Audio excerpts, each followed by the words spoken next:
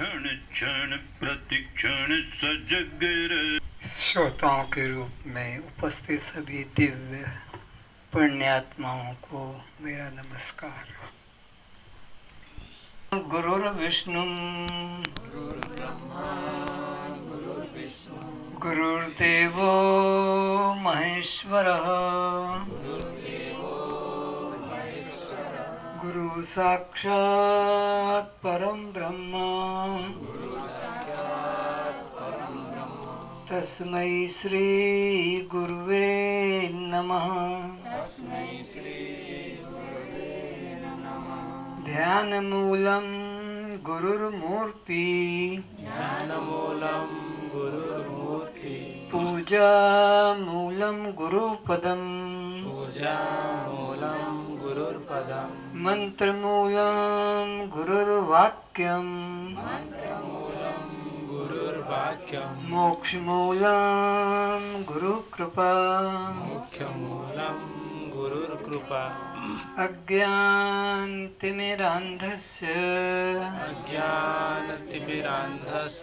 ज्ञानाञ्जनशलाकया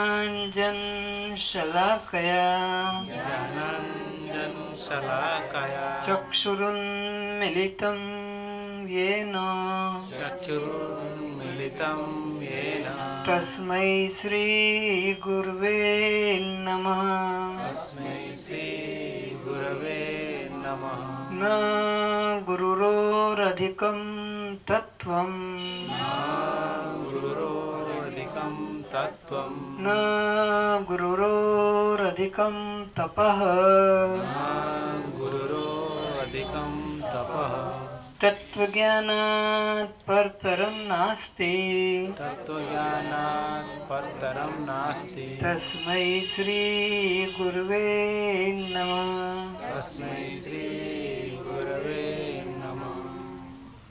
असतो मा सद्गमय तमसो मा ज्योतिर्गमय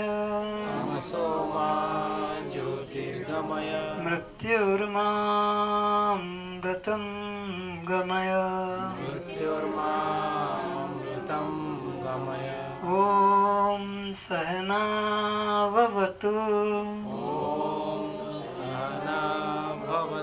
सहना भुनक्तु सह वीर्यं करवावहै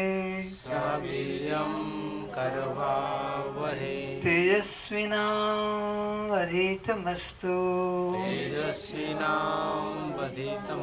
मा विद्विषावहै।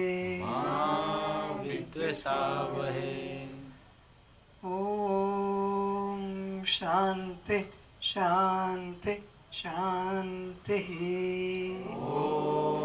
शांति शांति शांति। सभी श्रोताओं को मेरा पुनः प्रणाम।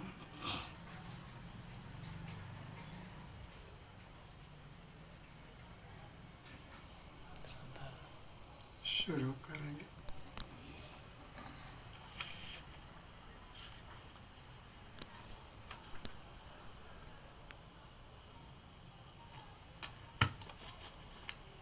अष्टम प्रकरण। अष्टावक्र जी ने अपने शिष्य जनक को आत्मज्ञान कराकर उसकी अग्नि परीक्षा रूप आक्षेपों के द्वारा उसे पूर्ण शुद्ध कुंदन की तरह चमकाकर कृत्य कर दिया। तो अष्टावक्र जी राजा जनक को उसकी जिज्ञासा आत्मज्ञान क्या है, वैराग्य को कैसे प्राप्त होता है, मुक्ति कितने प्रकार की है, इन सब समस्याओं का, संशयों का समाधान कर दिया और उसकी परीक्षा भी ली। परीक्षा के द्वारा उसके अंतर की स्थिति को और मजबूत कर दिया।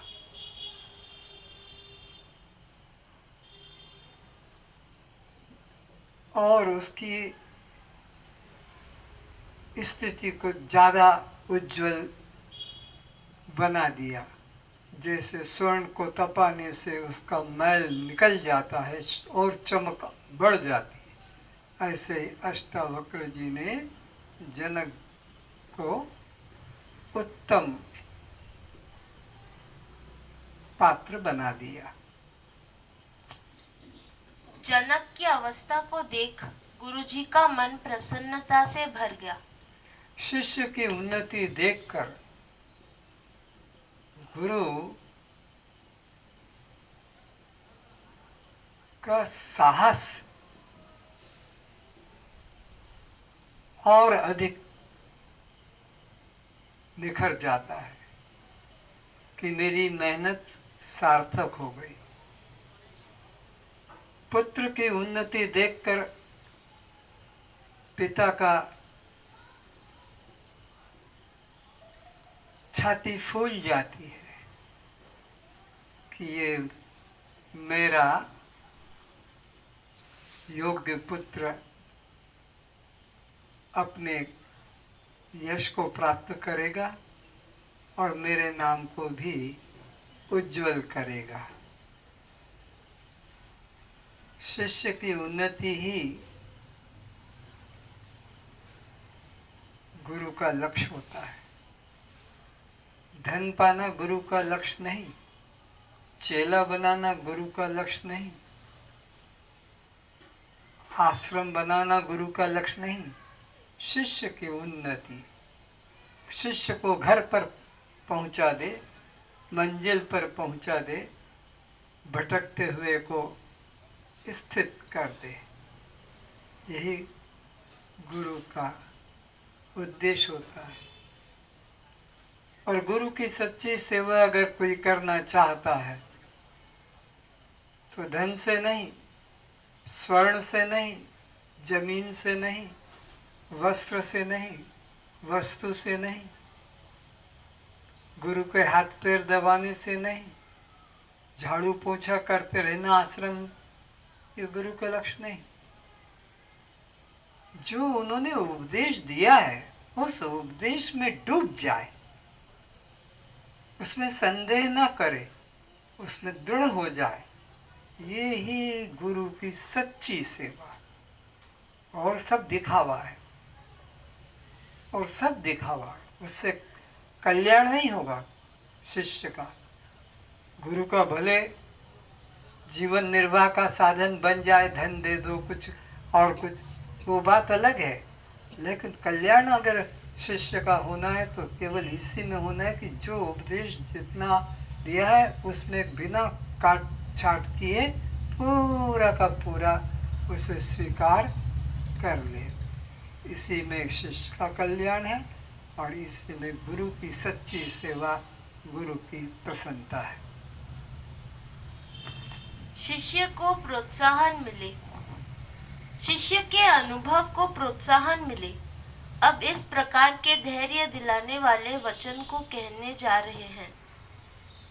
परीक्षा रूप में गुरुजी द्वारा जनक को हतोत्साहित करने वाले वचन आक्षेपों को सुनकर भी जनक निराश न हुए, न क्रोधित हुए, न विरक्त हुए। जनक जी के द्वारा आत्मनिष्ठा संबंधी स्पष्ट सचोट असंदिग्ध उत्तर सुनकर अष्टावक्र जी को विश्वास हो गया कि यह उत्तम अधिकारी है। अष्टावक्र जी को प्रसन्नता हो गई, विश्वास हो गया कि ये उत्तम श्रोता, उत्तम अधिकारी और मेरा सर्वोत्तम शिष्य है, क्योंकि इसने उस सत्य को पूरा पूरा अनुभव कर लिया है। खाली सुनकर बोला है ऐसा नहीं, अनुभव जगा लिया है। हम आप लोग क्या कर रहे हैं? खाली सुन रहे हैं। 1 घंटा बैठ के सुन लिया, आज ये सुन लिया, कल ये सुन लिया। क्या सुन लिया? अष्टावक्र जी ने जनक को ये बता दिया। बस तुम्हारा इतना ही संपर्क रहता है श्रवण में कि भगवान राम ने हनुमान को ये कह दिया कि लक्ष्मण को ये कह दिया। तुम्हारा क्या हुआ? तुमने क्या समझा? तुमने ये समझा कि अर्जुन को कहा है बस कि तू सब कुछ छोड़कर मेरी शरण में आ जा। अर्जुन को कहा। तुम्हारा कुछ भी नहीं होगा। तुम जब तक अपने ऊपर उस उपदेश को स्वीकार नहीं करोगे कि भगवान मुझे कह रहे हैं, गुरु मुझे कह रहे हैं, मुझे अष्टावक्र या जनक की कहानी नहीं सुना रहे हैं, मुझे अर्जुन कृष्ण का कोई इतिहास नहीं बता रहे, मुझे तो अपने लिए कह रहे हैं, मुझे ऐसा जानना चाहिए। जब तक तुम इस उपदेश को अपने ऊपर स्वीकार नहीं करोगे, श्रोता ध्यान से समझें, जब तक इस उपदेश को जो जनक को कहा है, वो जनक तो मर गया या मुक्त हो गया, अब उसकी बात छोड़ दो, अब अर्जुन की बात छोड़ दो, उनका होना था जो हो गया। अब तो तुम्हारा क्या होना है ये विचारना है कि मेरा क्या होगा, मैंने क्या समझा है।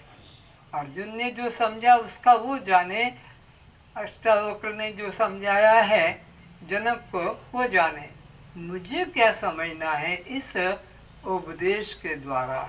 अगर तुमने अपने लिए कुछ भी उसमें से ग्रहण नहीं किया, जीवन भर तुम अष्टावक्र गीता पढ़ो कि राम नाम जप करो, कुछ भी लाभ नहीं होगा। लाभ तभी होगा जब उस बात को अपने ऊपर घटाओगे कि मैं ऐसा समझूं, मुझे ऐसा कहा है, मुझे ऐसा समझना है, ये मेरे ऊपर ये बात कही है, ऐसा भाव होगा और तुम स्वीकारोगे, अपने को टेस्ट करोगे कि मेरा क्रोध कम हुआ कि नहीं, कि मैं वैसे ही अभी भी कुत्ते की तरह भौंक रहा हूँ जब छोटी छोटी बातों पर। मेरा अहंकार कम हुआ कि नहीं, कि अभी भी मैं सांप के फन की तरह फुफकार रहा हूँ। मेरा लोभ कम हुआ है कि नहीं, कि अभी भी मेरे मन में संग्रह की प्रवृत्ति चल रही है, और मिल जाए, ये मिल जाए, वो मिल जाए। ये पहचान करो प्रतिदिन, जब समय मिले, सोते समय, जागते समय, दिन में मेरा कितना कम हो रहा है। अगर ये तुलना नहीं कर रहे तो तुम्हारा जीवन बेकार गया, बिल्कुल बेकार गया। अगर तुमने अपने दैनिक जीवन में इन बातों में परिवर्तन नहीं देखा तो इसका उपदेश का उपयोग ही नहीं हुआ। तो अपने ऊपर हर समय तोलते रहो, चेक करते रहो कि मेरा लोभ कितना कम हो रहा है, मेरा क्रोध कितना कम हुआ, मेरा मोह कितना कम हो रहा है, मेरा भय कितना कम हो रहा है, मेरा अहंकार समाप्त हुआ कि नहीं। ये तुम्हें करना होगा, नहीं तो ऐसे निरंजन के भरोसे बैठे मत रहना कि हमने तो उनको गुरु बना लिया और हमने तो सुन लिया। बिल्कुल निरंजन भी नरक जाएगा और तुमको भी ले जाएगा। जब तक कि इस सत्य ज्ञान को अपने जीवन पे उतारोगे नहीं, प्रतिदिन चेक करो सुबह शाम। बिजनेस में तो देखते हो कि इस महीने में मैंने कितना इनकम किया। नौकरी वाले देखते हैं कि इस महीने में मुझे कितना पैसा कट पिट के मिला। व्यापार वाला सोचता है इस साल में मैंने कितना प्रॉफिट किया, पर इस संबंध में विचार नहीं करते कि 1 साल हो गया और गुरु पूर्णिमा मनाकर प्रसाद खाकर चल दिए, पर मैंने कितना उन्नति किया है इस साल में, मेरे को कितना और आगे बढ़ना है, कितना मेरा कम हुआ है, इसका कोई हिसाब ही नहीं।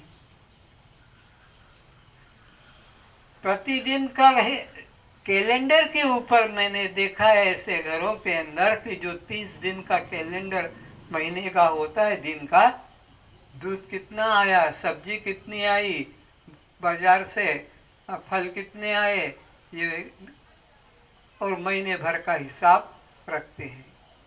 पिछले महीने में तो मेरे 15,000 खर्च हुआ था, इस महीने में तो 17 हो गया। ये तो ठीक नहीं, कम करना चाहिए। ये हिसाब रखता है। मर जाएगा कल पता नहीं, लेकिन इसका ही अपने श्वास को कितना मैं खर्च कर रहा हूँ संसार में, और इस श्वासों को मैं कितना खर्च कर रहा हूँ अपने कल्याण में, ये प्रॉफिट एंड लॉस का ये विचार नहीं करता है। आवक जावक की कितना हो रहा है, क्या होगा। इस अनित्य संसार को तुमने बचा भी लिया तो क्या होगा, न तो तुम इसके साथ रह सकोगे भोगने के लिए, और न ये तुम्हारे साथ ले जा सकोगे, ले जा भी नहीं सकोगे, और इसके साथ रह भी नहीं सकोगे। तुमने जो इतना महल बनाया, इतने सपने सजाए, इतना घर को सुंदर सजाया, लोगों को दिखाया, हमारे घर को देखो, हमारा सोफा सेट देखो, हमारी खाट देखो, हमारा टीवी देखो, इसी में लगे रहते हो। कोई भी चीज नई लाई और अपने मित्रों को बुलाकर चाय नाश्ता कराते इस बहाने कि वो आकर देखे और पूछे, अरे अरे तो ये टीवी ले आए, ये कितने का लाए, बहुत तो अच्छा है। बस ये सुनने के लिए तुम खर्च भी करते हो, पर अपने कल्याण के लिए कितना श्वास खर्च कर रहे हो उसका हिसाब रखो। वही तुम्हारे साथ जाएगा, वही तुम्हारे काम में आएगा। यह जन्मों जन्मों की मेरी गुप्त संग्रह की हुई ज्ञान संपत्ति को संभाल कर अधिकारी को बांटने वाला मुझे उत्तम अधिकारी मिल गया। जब गुरु को उत्तम शिष्य 3 तरह के होते हैं, उत्तम, मध्यम, अधम। उत्तम शिष्य के द्वारा गुरु को निश्चिंतता हो जाती है। किस तरह से, जैसे आज्ञाकारी पुत्र को पाकर बाप निश्चिंत हो जाता है कि ये मेरे धन संपत्ति का सदुपयोग करेगा, दुरुपयोग नहीं करेगा, मैं इसको अपना सब कुछ अधिकार सुपुर्द कर देता। बाप मरने के पहले बेटे को सब कुछ संपत्ति हस्तांतरित उसके नाम पर कर देता है। शिष्य उत्तम मिल जाने पर गुरु को भी ऐसा ही अंदर से प्रेम और विश्वास आता है कि ये मेरे संपत्ति को संभाल कर रखेगा। कौन सी संपत्ति? ये जो गुरु ने अनंत जन्मों के बाद में ये जो पूर्णता का अनुभव किया, ज्ञान प्राप्त किया, ये ज्ञान मैं किसी मरने के पहले किसी 1-2 शिष्य को दे दूं।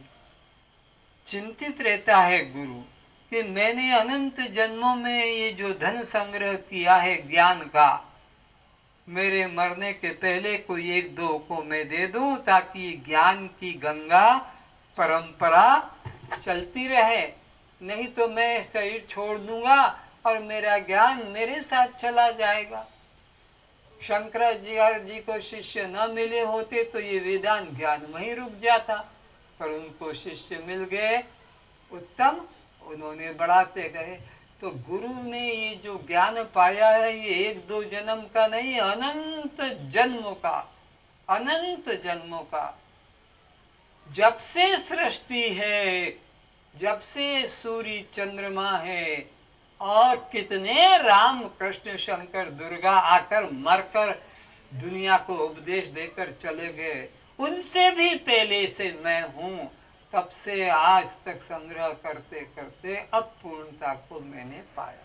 तो इतनी मेरी लंबी साधना के बाद ये जो संपत्ति ज्ञान की मुझे मिली, कोई उत्तम पात्र मिले तो मैं उसको देकर और निश्चिंत होकर चला जाऊं, नहीं तो ये ऐसे ही चली जाएगी मेरे साथ। फिर दीपक कोई नहीं जलेगा मेरे द्वारा तो फिर अंधकार बना रहेगा, तो मेरे दीपक बुझने के पहले कोई दूसरे दीपक में ज्योति चली जाए तो फिर उससे और दीपक जलते रहेंगे।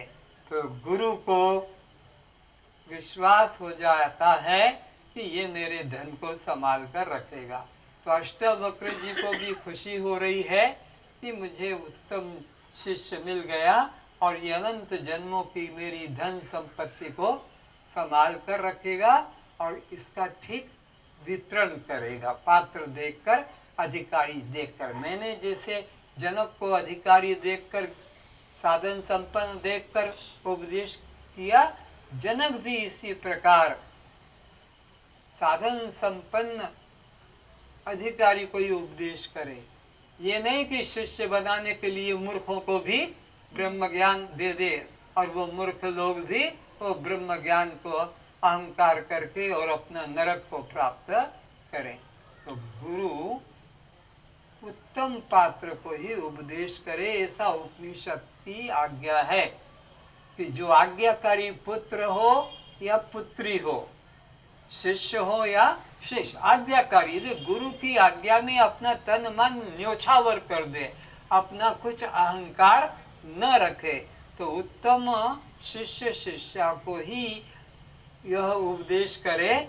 और जो आज्ञा पालन नहीं करता है, नींद आ रही है थोड़ा खड़े होकर सुन लो, तो जो है अनाधिकारी को उपदेश कर दिया तो गुरु और शिष्य दोनों नरक जाएंगे। साफ लिखा है, गुरु शिष्य दोनों नरक जाएंगे अगर उनकी आज्ञा का पालन नहीं किया और मन माना किया। तो अब जनक जी की अवस्था देखकर अष्टावक्र जी को हार्दिक प्रसन्नता हो रही। फिर से पढ़ो। जनक जी के द्वारा आत्मनिष्ठा संबंधी स्पष्ट सचोट असंदिग्ध उत्तर सुनकर, कैसा उत्तर मिला? असंदिग्ध, कोई संदेह नहीं, सचोट, हाँ बिल्कुल ठोस सॉलिड उत्तर मिला। अष्टावक्र जी को विश्वास हो गया कि यह उत्तम अधिकारी है। यह जन्मों जन्मों की मेरी गुप्त संग्रह की हुई ज्ञान संपत्ति, जन्मों जन्मों की गुप्त संग्रह करके, गुप्त मतलब ये किसी को दिखा कर कि आज मैंने इतनी माला करी, आज मैंने इतना ध्यान किया, आज मैंने ये दान किया, ऐसा नहीं, गुप्त। जैसे हम संसारी धन को गुप्त रखते हैं, ये भी परम धन है, इसको गुप्त रखकर उन्होंने अभी तक चले थे। अब लगा कि ये मुझे उत्तम पात्र मिल गया, इसको मैं दे दूंगा तो ये मेरा धन को बढ़ाएगा, घटाएगा नहीं। गुप्त संग्रह की हुई ज्ञान संपत्ति को संभालकर अधिकारी को बांटने वाला मुझे उत्तम अधिकारी मिल गया। अष्टावक्र जी ने मन में सोचा, अब मैं निश्चिंत हो गया, अपने गुरु ऋण से मुक्त हो गया। तो गुरु के ऋण से मुक्त कब होते हैं? धन देकर नहीं, हाथ पैर दबा के नहीं, खिला पिला के नहीं, जमीन देकर नहीं, तुम अपनी ही तरह किसी एक को इस ज्ञान को प्रदान करो, जिन्हें अपनी तरह एक शिष्य बना दो, तो तुम गुरु के ऋण से मुक्त हो गए। गुरु ने तुमको ज्ञान दिया, अब तुम किसी एक शिष्य को ये ज्ञान दे दो अधिकारी देखकर, तब तुम गुरु के ऋण से मुक्त हो गए। और गुरु के ऋण से तुम मुक्त नहीं हो गए और खुद ही गुरु बनकर बैठ गए। ओ मेरे इतने शिष्य हैं, इतने मेरे को नमस्कार करते हैं, मेरे को पैर छूते हैं, साष्टांग प्रणाम करते हैं, सम्मान से ले जाते हैं, सम्मान से लाते हैं, और भी कई प्रकार की मेरे को उपाधियाँ 1008 108 श्री श्री श्री करके इस प्रकार के बहुत गर्व मन में रखें। ये गुरु का ऋण से वो मुक्त नहीं हुआ, अपने गुरु के ऋण से मुक्त नहीं हुआ और किसी को ये ज्ञान नहीं दे पाया। तो ज्ञान अपनी को लेना है और फिर अपने ज्ञान को किसी अन्य को प्रदान करना है।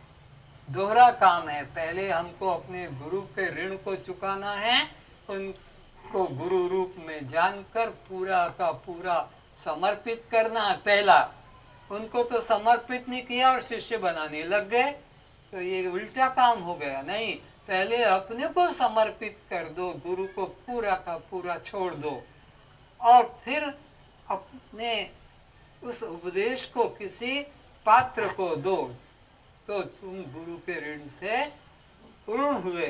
नहीं तो तुम खुद ही गुरु के ऋण से ऋण नहीं हुए और किसी को ऋण क्या करेंगे। वह जनक से कहा, जैसे मैंने तुझे पात्र बनाकर ब्रह्म विद्या को पढ़ाया, अब तू भी इसी प्रकार गुरु ऋण से मुक्त होने के लिए तुमने मेरी बात को तो पकड़ लिया, अब उस ऋण से मुक्त होने के लिए तू भी किसी पात्र को देखकर ये उपदेश कर। सत्पात्र देख इस परम गोपनीय ब्रह्म विद्या का दान कर, ज्ञान गंगा के प्रवाह को गति देते रहना, इसको अपने तक सीमित रख, बांध मत बना देना। जैसे नदियों में बांध बांध लेते हैं, ऐसे तू बांध मत बांधना, इसको मार्ग देते रहना, प्रवाहित करते रहना, यानी अपने आगे पात्र देख देख कर उसको बताते रहना। ये नहीं कि अब मैं ये ज्ञान को पाया, इतना मेहनत का, इतना पुराने इतने जन्मों का मेरे को गुरुजी ने ज्ञान दिया है, अब मैं किसी को नहीं दूंगा। क्यों? इतना सस्ता थोड़ी है, और फिर तू अपने साथ ही लेके मरेगा क्या? नहीं, पात्र देखकर देना भी है। इस विद्या की महिमा श्री कृष्ण अर्जुन से कहते हैं, राज विद्या राजगुह्यम पवित्रम इदम उत्तमम प्रत्यक्षावगमम धर्म्यम सुसुखम कत्तुम अव्ययम। यह विज्ञान सहित ज्ञान सब विद्याओं का राजा है। दुनिया में जितनी विद्याएं हैं, उन सब विद्याओं का एक ही फल है, पेट भरना। सब नाशवान है, जितनी विद्या है, अष्ट सिद्धि, नवनिधि, नाना प्रकार की आश्चर्यजनक काम करके दिखा देना। लेकिन ये जो विद्या है, ये विद्याओं में राजा है। इससे और ऊपर कोई विद्या, अन्य विद्या परिज्ञानम नश्वरम भवेत्, सब नाशवान है, उनका फल भी नाशवान और वे विद्या भी नाशवान। अभी तुम इंजीनियर बनकर, डॉक्टर बनकर, प्रोफेसर बनकर और मर गए, अगले जन्म में डॉक्टर जन्म से तुम फिर नहीं बन पाओगे, इंजीनियर जन्म से नहीं बन पाओगे, प्रोफेसर जन्म से नहीं बन पाओगे। तुम्हें फिर उतने ही समय फिर अभ्यास करना पड़ेगा। वो विद्या तो पिछले जन्म में ही खत्म हो गई, अब इस जन्म में फिर से वर्णमाला ABCD अ आ इ ई पढ़ना पड़ेगा। पर ये जो विद्या यहाँ पढ़ लेते हो, घंटा आधा घंटा जो अपने अंदर उतार लेते हो, ये नष्ट नहीं होगी जब तक पूर्णता की प्राप्ति नहीं होगी। चाहे 50 जन्म 1000 जन्म भी लग जाए, इसका एक अक्षर भी नष्ट नहीं होता। ये वर्णमाला आपको ब्रह्म का अनुभव कराने तक रहेगी। इसलिए कहा कि ये राजाओं की विद्या है, ये भिखारियों की विद्या नहीं है। ये भिखारी कौन है? जो मंदिर में जाकर, जो तीर्थ में जाकर, जो गुरुओं के पास जाकर जो रामायण गीता भागवत पढ़कर, जो योग यज्ञ करके, तप तीर्थ करके और सुख संपत्ति घर आवे, कष्ट मिटे तन का, ये भिखारी लोग हैं। सब भिखारी, राजा भी है तो भी भिखारी है, वह कोई त्यागी है वो भी भिखारी, सन्यासी भी भिखारी, जिनके मन में इस भौतिक संसार के पदार्थों को, संबंधों को बनाए रखने की इच्छा है, सुख संपत्ति। अरे ये तो नश्वर संसार है। कृष्ण ने, भगवान कृष्ण ने घोषणा कर दी, अनित्यम असुखम, साफ तो बोल दिया, फिर भी मंदिर में जाकर सुख संपत्ति घर आवे, कष्ट मिटे तन का। अरे तो तन का कष्ट मिटेगा तो अमर हो जाएगा क्या? 60,000 वर्ष तक तप किया था हिरण्यकश्यपु ने, कितनी नियम रखवा लिए भगवान से, दिन में न मरूं, रात में न मरूं, घर में न मरूं, बाहर न मरूं, और सुबह न मरूं, शाम को न मरूं, जमीन पे न मरूं, आसमान में न मरूं, अस्त्र से न मरूं, शस्त्र से न मरूं, फिर भी क्या बचा? तो फिर ये इतने तुम्हारे सामने प्रमाण है, फिर भी कष्ट मिटे तन का, सुख संपत्ति घर आवे, तो अब तुम क्या बच जाओगे? 500 साल भी जी लिए तो भी क्या है? लेकिन नहीं समझ में आता है। तो ये भिखारी लोग मंदिर तीर्थ में जाके, गुरुओं के पास जाकर व्रत उपवास रामायण गीता इसीलिए करते हैं कि हमारा परिवार बस सुखी हो जाए, हम सब सुखी रहें, और भले मरे भाड़ में जाए, भूखे मरे, उनसे हमें मतलब नहीं, हमारा परिवार पूरा का पूरा सुखी रहे, किसी को बीमारी ना आए, किसी को मौत ना आए, किसी में निर्धनता ना आए, ये चाहते हैं। तो ये विद्या जो है, ये विद्या इन भिखारियों के काम की नहीं है। इसलिए गीता में भगवान ने 4 भक्तों के नाम बताए। एक तो बता दिया अर्थार्थी, एक बता दिया आर्त, एक बता दिया जिज्ञासु, और एक बता दिया ज्ञानी। आर्त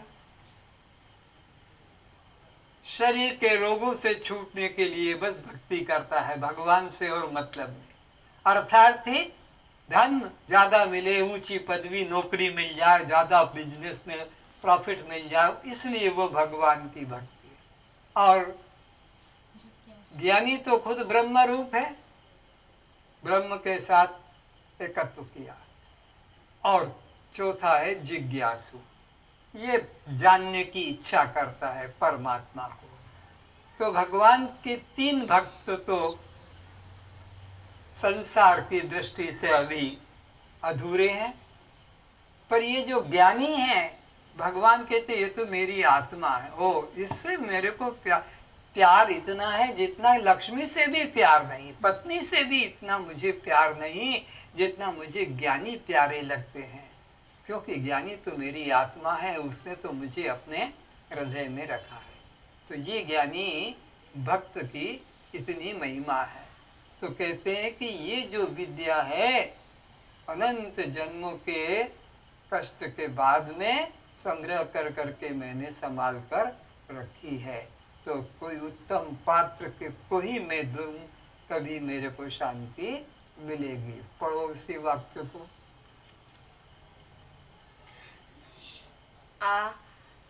यह विज्ञान सहित ज्ञान सब विद्याओं का राजा है। आगे गीता के 10वें अध्याय के 32 श्लोक में कहा है, आध्यात्म विद्या विद्यानाम, मैं विद्याओं में अध्यात्म विद्या हूँ। तो सब विद्याओं में यही विद्या श्रेष्ठ है जो जीव का कल्याण कराती है। और जो विद्या है वो पेट भरने की, वो पशु भी भर लेते हैं, भिखारी भी भर लेते हैं, कोई शिक्षित होकर अपना पेट भरते हैं, बस पेट ही भरने का है। आहार निद्रा भय मिथुन अंचल सामान्य में तत् पशुभिर नराणाम, पशुओं में भी है आहार निद्रा भय मैथुन, मनुष्य में भी आहार निद्रा भय मैथुन है, बराबर है। पर ज्ञानम नरणम अधिकम विशेषो, मनुष्य में ज्ञान विशेष है, और ना देवताओं को है और ना पशुओं को है। कौन सा ज्ञान? सामान्य ज्ञान, और एक होता है विशेष ज्ञान। सामान्य ज्ञान यानी पेट भरने का ज्ञान, वो पशु पक्षी मनुष्य शिक्षित अशिक्षित सबको है। पर ये जो विशेष ज्ञान, सेल्फ रियलाइजेशन, आत्म अनुसंधान, हु एम आई, मुंह किए हूँ कौन छूं, ऐसा जो विचार जगना है, ये मनुष्य जीवन में ही संभव है और तभी मनुष्य जीवन सार्थक कहलाएगा। अगर मनुष्य जीवन में ये विचार नहीं जगा और बेटा कैसे होगा और नौकरी कैसे मिलेगी और लड़की की शादी कहाँ करना है और मकान कैसे बनेगा, मर जाओ इसी के अंदर नरक में जाने के, तुमने तो ये सब बहाने ढूंढ लिए, ये सब नरक में ले जाने के बातें हैं। तो ज्ञान, आत्मा को जानने की जो इच्छा जगती है, यही जीवन मनुष्य का धन्य कहलाता है। तो इसे साधारण विद्या मत जानना। तो ये विद्या कौन सी विद्या? आत्मज्ञान जो है, ब्रह्म विद्या, अध्यात्म विद्या, ये साधारण विद्या नहीं है कि वही पीएचडी हो गए, डिलीट हो गए, हाँ हमको डिप्लोमा मिल गया, गोल्ड मेडलिस्ट हो गए। क्या हो गए गोल्ड मेडलिस्ट हो जाने से? पेट भरने के सब साधन है, इससे कोई स्वर्ग या इंद्र पद मिलने वाला नहीं। सब गोपनीयों का भी यह ब्रह्म विद्या राजा रूप परम गोपनीय है। तो दुनिया में जितनी चीजें तुम छुपा कर रखते हो, उससे ज्यादा सीक्रेट गोपनीय यह छुपा कर रखने की है। ये दिखाकर बताने की नहीं है कि मैं इतना विद्वान हूँ, मैं इतना बड़ा त्यागी हूँ, इतना बड़ा योगी हूँ, इतना बड़ा ध्यानी हूँ, ये कर लेता हूँ, वो कर लेता हूँ, प्राण को रोक लेता हूँ, ऊपर चढ़ा लेता हूँ, नाड़ी बंद कर लेता हूँ। ये दिखाने की विद्या, ये सर्कसी विद्या नहीं, ये तो परम गुप्त धन है। दुनिया में जो जितना भी छुपाने को तुम्हें है, उससे ज्यादा ये छुपाने का है। अति पवित्र, अति उत्तम। और ये कैसा है? अति पवित्र है। इसमें किसी प्रकार की हिंसा नहीं है। तुम यज्ञ करोगे तब भी पाप लगेगा, तुम पूजा करते हो तब भी पाप लगेगा, तब भी तीर्थ जाते हो तब भी पाप लगेगा, यज्ञ करते हो तब भी पाप लगेगा। क्यों? कि उसमें कई जीव मर जाते हैं। लकड़ियों के अंदर सांप के बच्चे हैं और तुमने यज्ञ में वो लकड़ी डाल दी, वो सांप वहीं आग में जल के मर जाता है। तुम चलकर जाते हो तीर्थ में, हाँ वहां पर भी इसी प्रकार पैरों के नीचे कितने जीव को चलकर मर जाते हैं। इसी प्रकार और भी तुम जो जो भी साधन करते हो, व्यापार करके रुपया कमाते हो, तो वहां पर भी गरीबों का शोषण होता है। झूठ बोलकर पैसा कमाकर फिर तीर्थ में दान करने जाते हो, वो भी पाप रूप होता है।